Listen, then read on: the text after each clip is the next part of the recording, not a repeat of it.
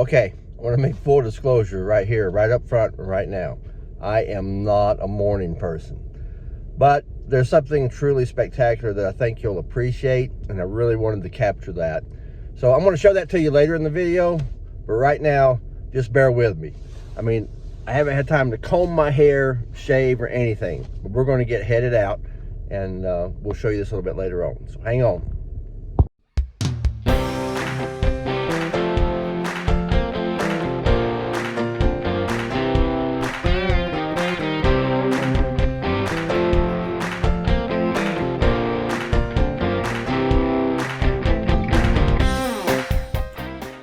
So that morning trip didn't turn out as well as I had expected. However, I was able to go back and get what I needed to.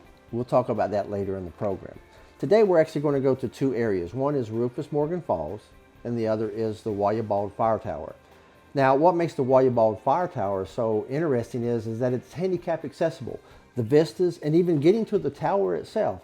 We'll talk about that a little bit later. But first, we're going to head up towards Rufus Morgan. So why is it called Rufus Morgan Falls? A lot of our falls are known by names such as Calisagi Falls, Bridal Veil Falls, the Quarry Hole, things of that nature. But this one has a specific name attached to it, Rufus Morgan. Now, who was Rufus Morgan? Well, I'd like to hear your comments, what you think, and I'm going to give you some options here, and you can choose one. So was he a preacher, a native of Macon County in the Franklin area?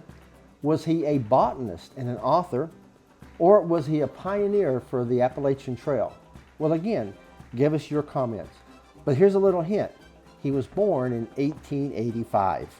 To get to Rufus Morgan Falls, you're going to head west of Franklin. You're actually going to take the Wayah Road and go about 6.3 miles to Forest Service Road 388. It's also known as Board Tree Road. There's a Forest Service link in the description to give you more details on how to find these falls. Now, the Forest Service Road 388 is a gravel road. You're going to take this for about 2 miles, and you're going to see the obvious trailhead and parking area there. It'll be clearly marked. Now, something to note of interest is this road is closed from about the end of December to April the 1st. The Forest Service protects the road during bad weather conditions to save on maintenance and cost. Since the road is closed during those times, you want to remember it's going to be a 2-mile hike in from the gate to get to the parking area. So what would normally be a 1-mile hike is going to turn into a 5-mile hike. The trail starts out fairly steep, but not too bad. It's a few switchbacks, so don't be intimidated. There's lots of roots in the path, but the path is well worn. But again, don't be intimidated. It's only a half a mile in. Now, if you have bad knees or hips, you may not want to try this. As you start up the trail, you'll kind of get a taste of it. It doesn't get any better. It doesn't necessarily get any steeper, but it is kind of a tricky little trail to walk, although it is considered to be easy. You're actually going to come to a small creek known as Rough Fork. That is the tributary to Rufus Morgan Falls. There's a small footbridge at a cascade here. There's no particular name for this cascade, but you can look up through the woods and you can actually see Rufus Morgan Falls from here. So after you cross to the bridge, you're just going to come up to a small fork, take it up to the right. Again, you can see the falls and you'll get to them very easily.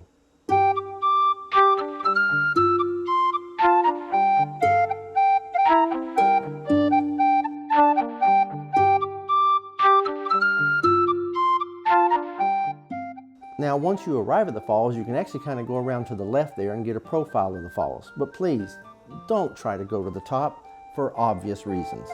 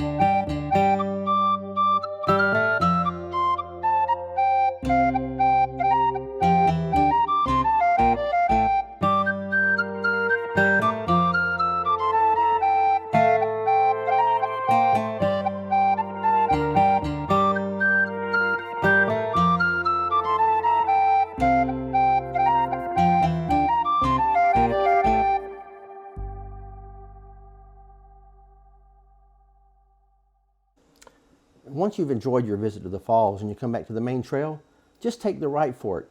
It's about the same distance and comes out just below the parking lot. In fact, you'll come out behind a gate, and if you just look up the road, you'll see where your vehicles are parked.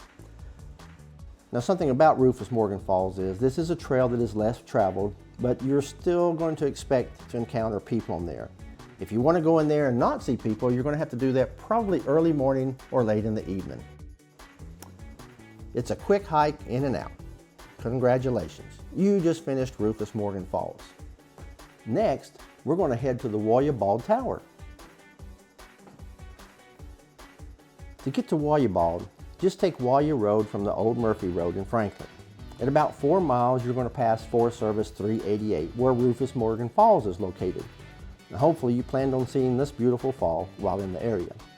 And from there, you're going to continue Wayah Road up the mountain to the gap, about 2 more miles, to a sign that clearly marks it as Wayah Bald Fire Tower. It's also known as Forest Service Road 69. Again, there's a link in the description so you can find this easily.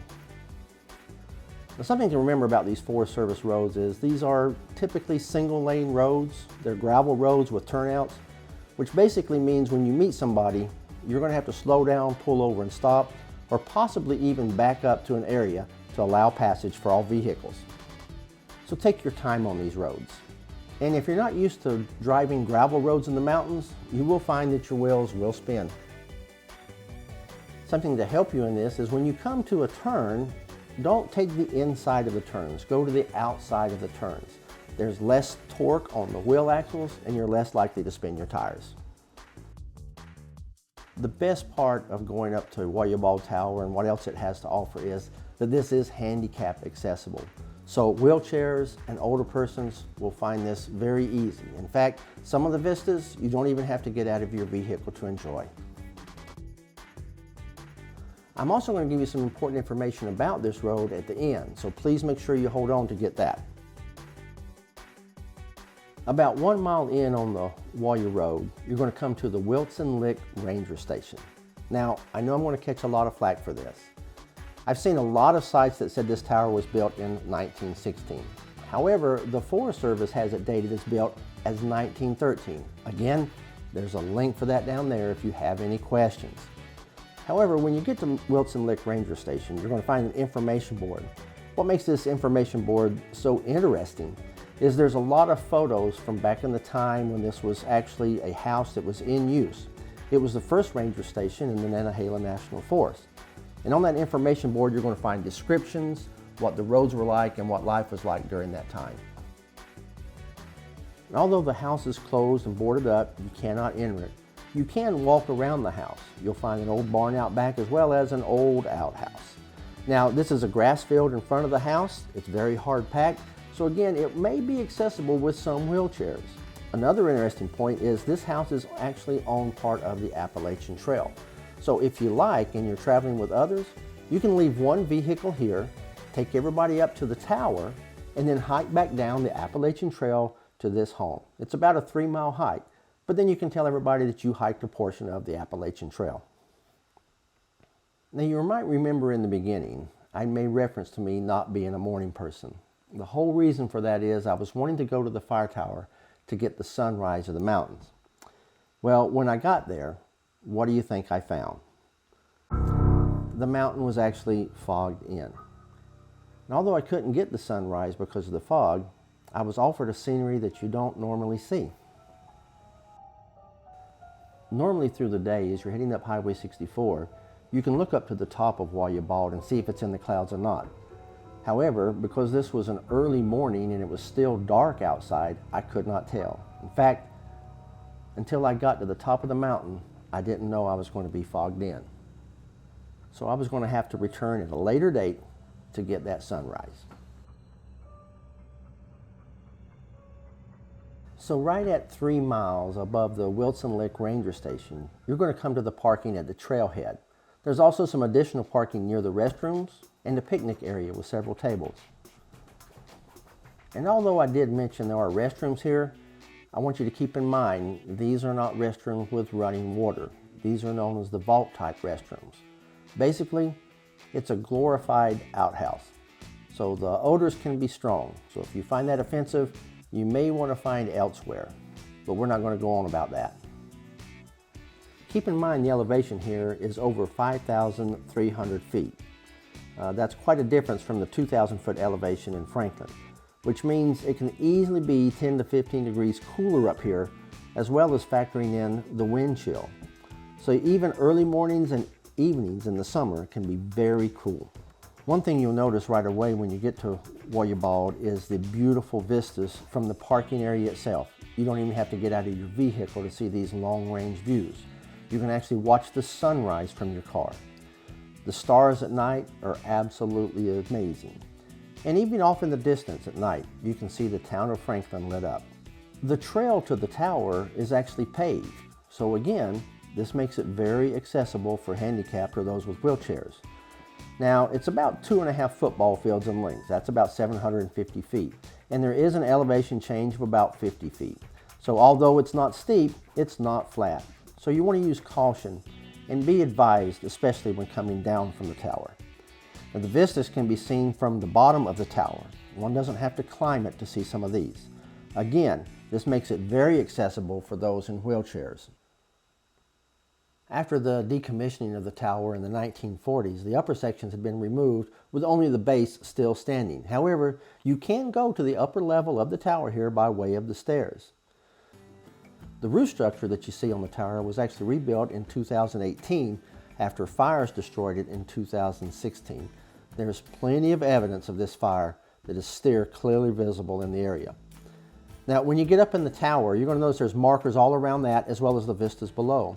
They actually help you to see and identify some of the mountains in the North Carolina, Georgia, South Carolina, and Tennessee area. So in fact, you can see 4 states from the top of this tower. Now, if you ask some of the locals for the directions of this place, they may not understand you. The locals often call this Warrior Tower. Now, that's not warrior, but warrior. It was just an expression they used. The word Wayah is actually an Indian word that translates to wolf. Back in the day, as they say, red wolves were known to roam in this area. Oh yeah, I told you I had some important information about this road. Both Rufus Morgan and Wayah Bald roads are closed from about January 1st to April 1st. Again, this is to maintain the roads and keep them from just being totally destroyed through the brutal winter weather. So you can still visit this in the wintertime. However, you're going to have a 4-mile hike into the tower, which means a 4-mile hike out from the tower. As well as Rufus Morgan, you're going to have 2 miles from the gate in and 2 miles out. If you enjoyed this introduction into these 2 short hikes, and noticing too that they are handicap accessible areas, with the exception of course of Rufus Morgan. Even if you have persons with limited mobility, they too will enjoy the vistas and the history that are found here. Please like and subscribe to this channel and leave a comment. This way you'll be alerted when new videos and trails are made available. Also, feel free to share your information or what you have found in the area with us. We would love to hear from you. And finally, I mentioned that sunrise that I tried to get. Well, I did get it, and we'll close with that. And I just want to take a moment to say thanks for joining, thanks for subscribing, and let's go roaming the mountains together.